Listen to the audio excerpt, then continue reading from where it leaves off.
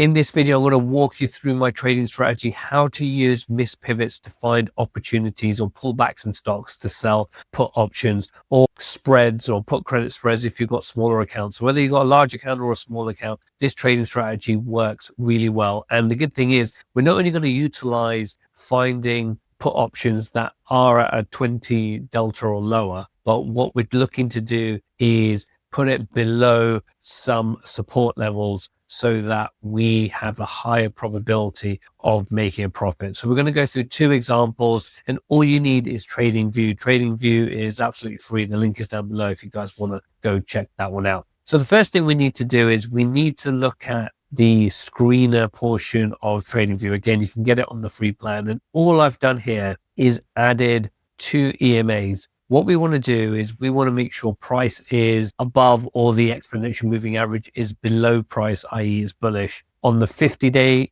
exponential moving average and the 20 exponential moving average. And all that's going to do is find stocks that are trending up, right? That's basically what we want to find. And by doing that, we are looking for opportunities of where we are going with the trend. Again, we're looking for the stock to continue higher. And what we're trying to do is make sure that if the stock does come back down and pulls back slightly, that we are not in that firing line. We're away from that and making sure we're selecting the right stocks to be able to do that. So what I've done is I've organized it by market cap. Again, the bigger the stock, the more versatile it's going to be to these types of moves. So again, we've got a lot of options here. And again, you can go down, you might find some exciting stocks that you like to go with. And I believe what I saw on it, I'm pretty sure I saw SanDisk inside here. It's already found SanDisk, wherever it is, there it is. So SanDisk is an interesting one because it's got a lot of volatility in there.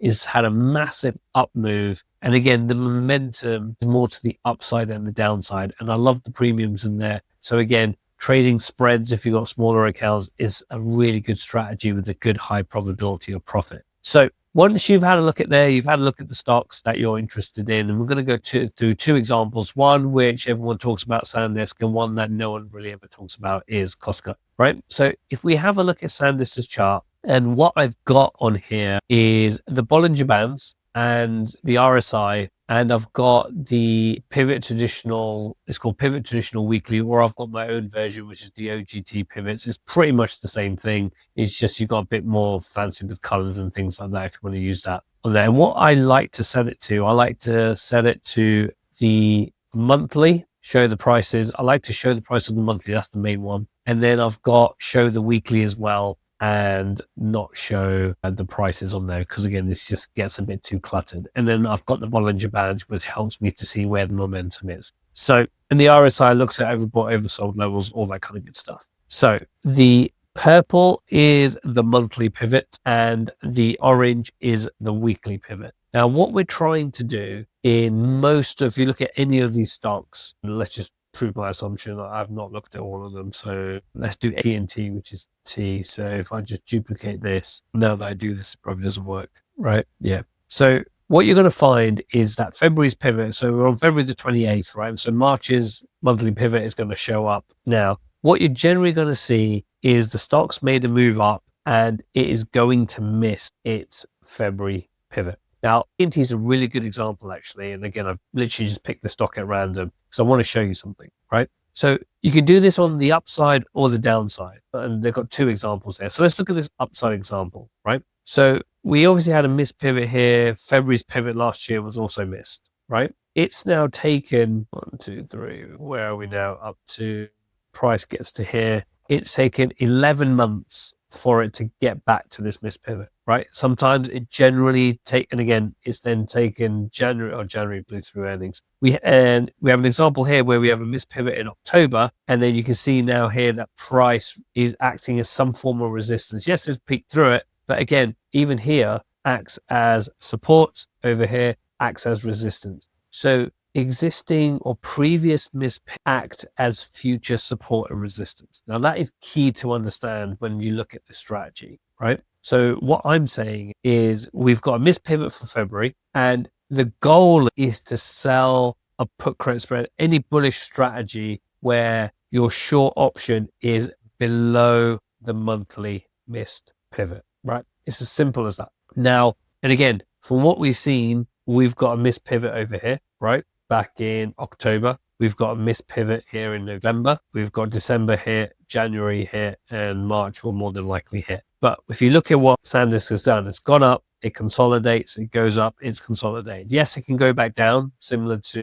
AT&T, right? We've got it there, and this one took 11 months, 12 months to get there. This one's taken taken 4 months to go hit it. But what I'm saying is we do a shorter term. When I say shorter term, 45 to 60 days out, we go and sell options. And again, I'm not saying sell it at the 500 strikes, it's thereabouts. I'm selling it to sell it lower than that strike. And again, we've got a missed pivot, a weekly pivot here. We've got a missed pivot weekly over here. Again, if you really want to go down all the way down to 339, probably won't get much premium.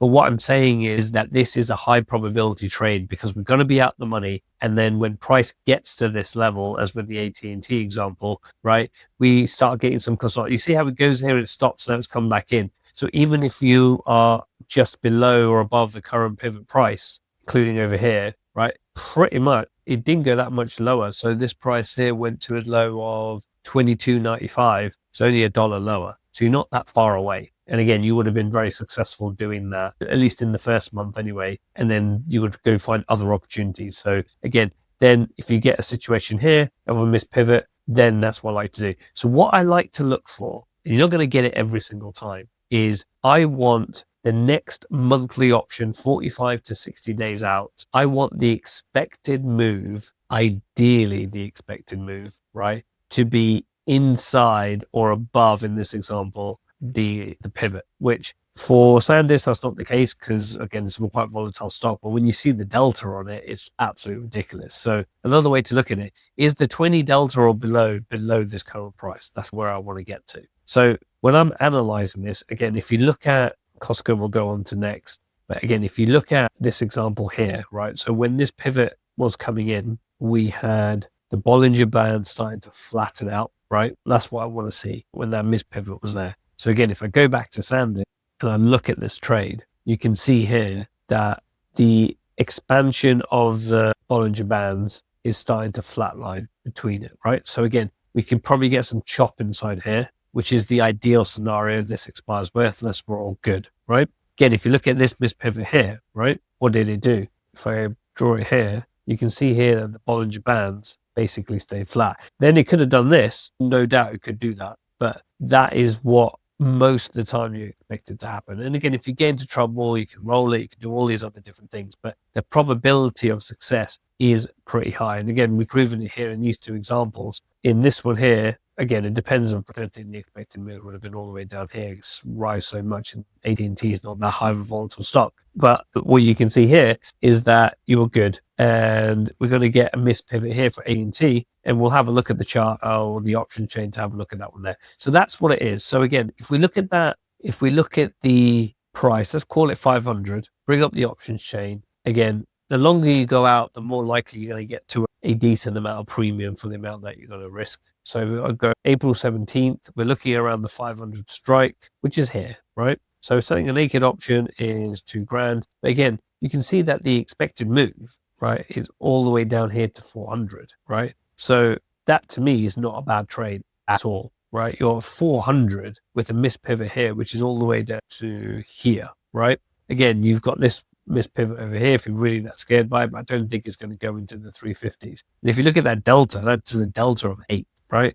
So now you can see here where you got the expected move. Yes, it's volatile. It can move $175 plus or minus. You've got to remember the momentum is to the upside. Yes, this could reverse, but if we have a look at AT&T as an example, this one here continued to move up. This one here continued to move down. That's all we want. We just need a little, like, because you're so far out the money, a little move down with a 10 delta, then you can easily get 50% out of this option pretty quickly and turn this round, right? So that's what we've got here, and that's something you can do. If you've got a smaller account and you want to do a credit spread, again, you're risking $890 to make 110. It's more than a 10% return on your investment, and I would say it's a pretty safe trade. So again, if I just do that again and just look at the probability of profit, 87% chance. And again, that's just based on the probabilities here, but putting a bit of technicals in there puts that probability back in your favor. So that's SanDisk as an example. If we go have a look at Costco, which is here. So Costco, again, it's had trying to see if there's any other kind of missed pivots here. This would have been a good one, actually, because again, here it came back up here, it didn't get to this missed pivot, continued back down.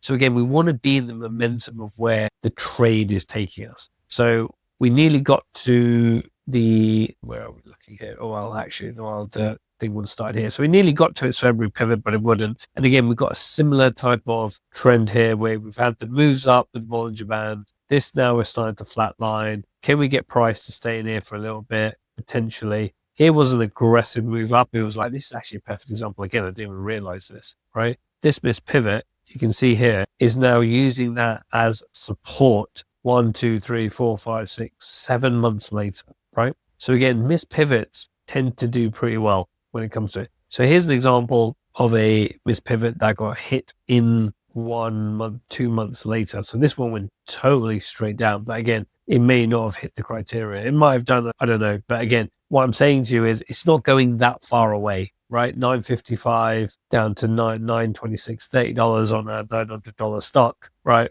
So 5% move there. You could roll that up and out. There's a lot of defending strategies you can do there. But again, the momentum is inside your favor. So again, if I look at Costco, the only thing is Costco does have earnings. So that's probably something I would look to probably avoid. And the missed pivot is at 928, right? So you could do, again, you can do the 910, the expected move, right? The expected move is outside of it. If you do something like that, you're risking $400 to make $100, right? Again, decent. That is a decent amount of return on there. You want to be looking to make around, well, ideally, they tasty traders say to make about 30%, but that's really hard to make, right? Whereas 1 divided by 5 is 20% return. I quite like that trade. I might even do that, right? So that's what I'm saying. Again, if we just look at AT&T as an example, that's 25.15, right? So T, if we don't have any earnings risk inside here, yes, you've got April 17th, April 22nd. You can probably get out of it before then. What did I say? 25 is the expected move. There's not a lot of volatility in there. But again, you're pretty much going, this one is at the expected move. So you want it. That one's probably not the best one to do because it has gone quite far up.